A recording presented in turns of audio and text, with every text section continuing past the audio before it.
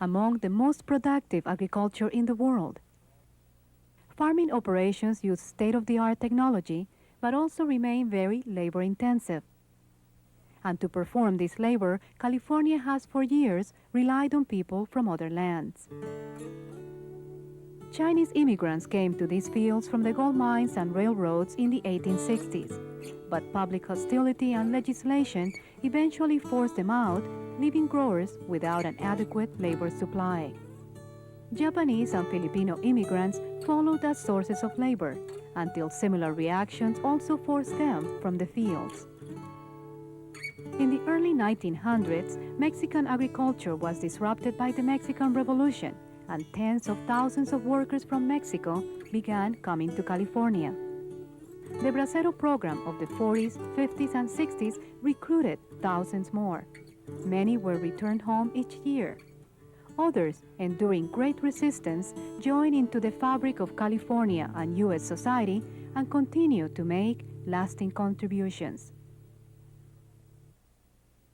More recently, in the early 1970s, indigenous peoples of southern Mexico, in particular the Mixtec Indians from the state of Oaxaca, also began coming to California. Forced from their home by vanishing farmland and a deteriorating economy, they are attracted by the great opportunities to the north. In 1992, there are as many as 40,000 Mixtecs in California alone. These people also make lasting contributions to local communities, the state and country, but their presence is often overlooked. They live throughout the state, with the largest numbers in the Central Valley, presenting choices, challenges, and opportunities to local communities. Interaction can be difficult given that the Mixtec have a distinct culture and many speak neither English nor Spanish. This also makes them ripe for misunderstanding and exploitation. And they are not a passing phenomenon. The Mixtec exemplify the struggle of the many ethnic groups that arrive seeking opportunity in this country. As communities confront the realities of a world becoming increasingly interdependent, it is critical that we understand who are the Mixtec, what do they contribute to California, how are they different than other farm workers from Mexico. At stake is the survival of the Mixtec and the future of California agriculture.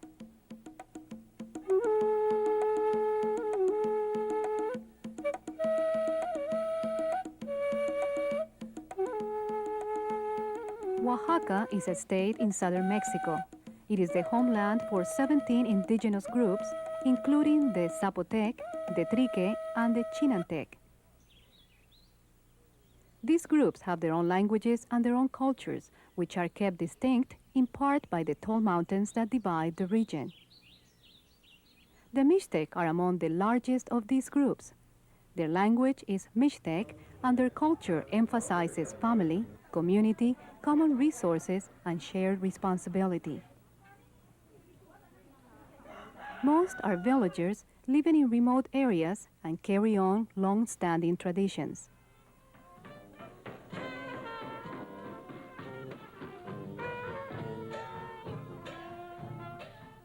They come together at the weekly market, where there is access to goods otherwise not available and communication among villages.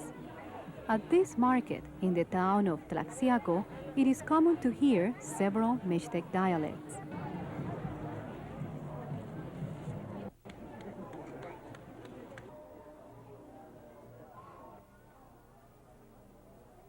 The Mixtec are an ancient people. They have inhabited this region for over 2,000 years. Their history is recorded in the few remaining pictographs or codices that were not destroyed by Spanish conquerors. The codices tell the story of the Mixtec people, from their creation in the waterfall of Apoala.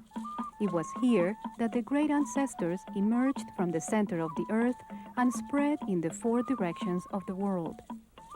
They tell of Mixtec's spiritual connection to their homeland and their role as a people of the clouds, the Nusavi, overseers of this land which they have borrowed from their children. and the codices reflect Mixtec survival.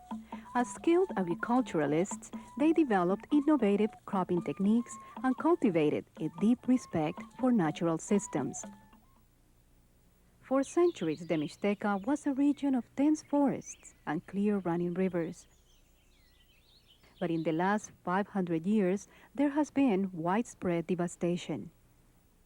Soon after the arrival of Spanish settlers, approximately 90% of the Mixtec people died of disease and overwork. The settlers also brought lifestyles and technologies which proved inappropriate to this environmentally delicate region. Today, the Mixteca is largely one extended ecological disaster zone.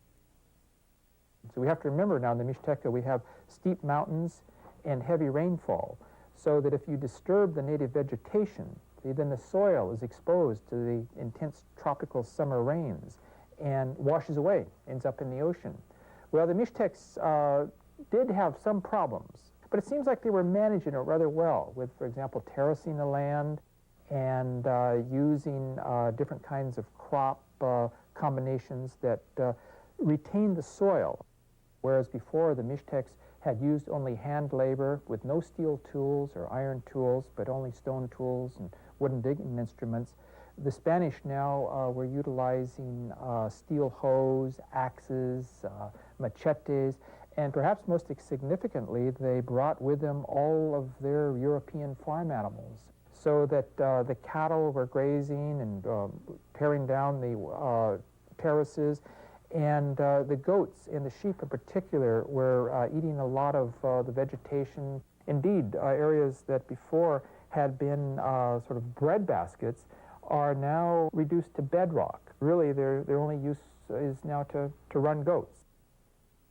Today, the average Mixtec household can produce only about 20% of what it needs to survive.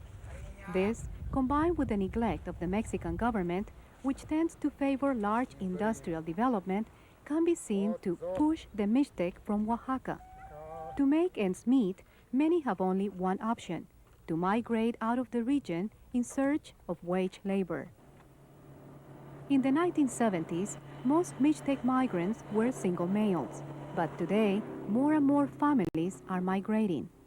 During harvest times in the U.S., villages throughout the Mixteca may be virtually empty of young people. In addition to finding work in other parts of Mexico, like Mexico City and Sonora, migrants travel to all parts of the United States. To the south, the East Coast, the Midwest, and the Northwest. But the largest number, about 50% of Mixtec migrants coming to the U.S., come to California. Mixtecs finding work in the fields encounter an agriculture very different from that in Oaxaca. A highly technological agriculture, the most sophisticated agricultural production system in the world. But despite their growing numbers and the fact that many Mixtec families have established long-term residence in California, they remain largely invisible. Many are here only part of the year and stay in labor camps removed from the city. An unknown number are undocumented and purposely try to hide. But the Mixtec's low profile also has to do with culture, their shyness, their tendency to remain in groups among themselves, and the fact that many feel alienated in a society very different from their own. Many employers, however, see these same attributes as desirable and hire Mixtecs to work on their farms. They believe the Mixtec are particularly well suited to the demands of this hard, disciplined work. We've hired Oaxacans for probably at least 10 years. We've had very good results with them. They've been excellent people to work with. They're very loyal. They're very peaceful type people. We don't have any problems at all as far as in the community or within the camp itself. They have a mannerism all their own. They're very peaceful people. They're not what you would call an aggressive person at all. They do quality work, both piecework and by the hour. We have had not any bad response from the Oaxacans at all. I'm not too sure about a lot of their cultural things, but I know that they have a different dialect. My husband speaks Spanish, and when they don't want him to know what they're saying, they kind of slip into a different, I don't know if it's a rhythm or a dialect or what, but it's like going to the southern states, and sometimes you can't understand them. This is a hard, dirty job.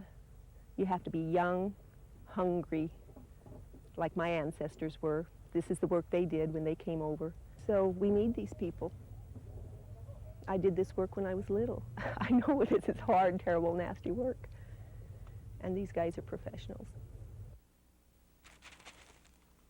Many Mixtec rely on California agriculture as their main source of income.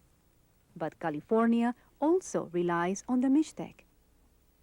Indeed, there exists an interdependence between the economy of California and that of the Mixteca. Why are there jobs available here? Well, it's because of the nature of California agriculture. It's a very interesting kind of agriculture because on one hand, it's very capital intensive. It's very high tech. But many crops, particularly things that still have to be harvested by hand or prunes, such as grapes and many fruit trees, require this intensive hands-on labor. And so the growers are very dependent, upon a labor force that can show up when the tasks need to be done and then ideally move on.